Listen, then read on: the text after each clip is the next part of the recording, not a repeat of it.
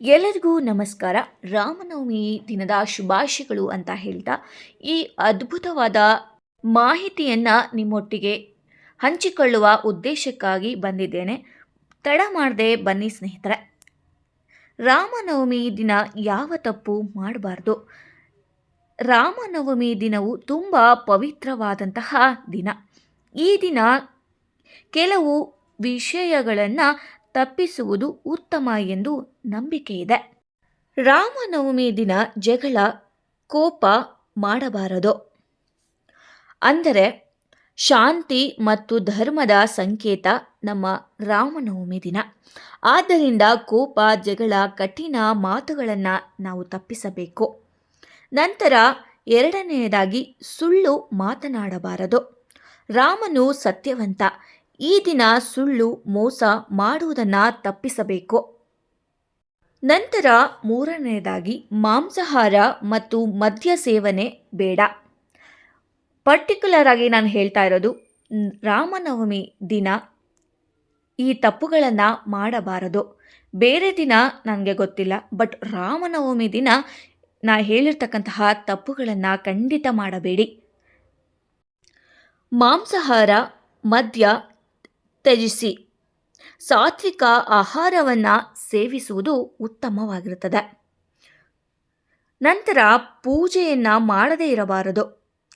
ಕನಿಷ್ಠ ಪಕ್ಷ ನಮ್ಮ ಕೈಯಲ್ಲಿ ಪೂಜೆ ಮಾಡೋಕ್ಕಾಗಲ್ಲ, ನಮಗೆ ಹುಷಾರಿಲ್ಲ ಅಥವಾ ಮಾಡೋಕ್ಕೆ ಆಗೋಲ್ಲ ಅಂದವರು ಕನಿಷ್ಠ ಪಕ್ಷ ದೀಪವನ್ನು ಹಚ್ಚಿಸಬೇಕು.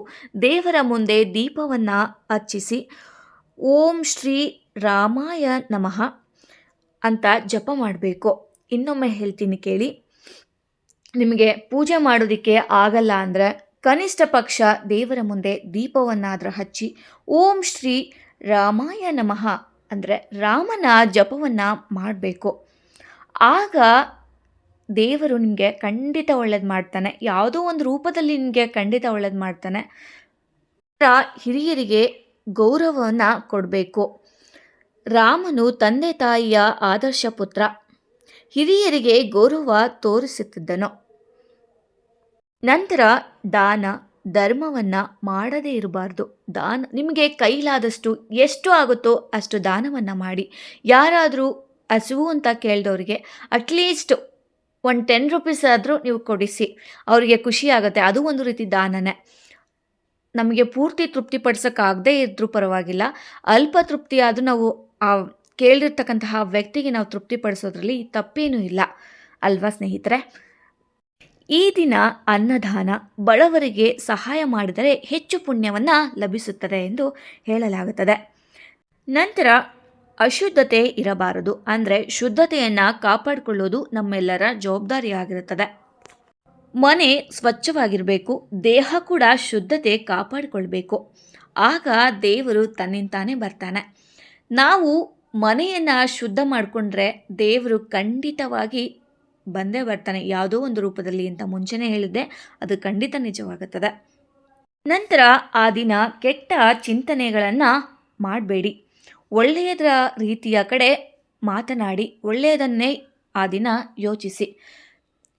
ಆಲ್ವೇಸ್ ಪಾಸಿಟಿವ್ ಅನ್ನೋದನ್ನು ನಿಮ್ಮ ತಲೆಯಲ್ಲಿ ಇಟ್ಕೋಬೇಕು. ಆಗ ಖಂಡಿತ ಒಳ್ಳೆಯದಾಗುತ್ತದೆ.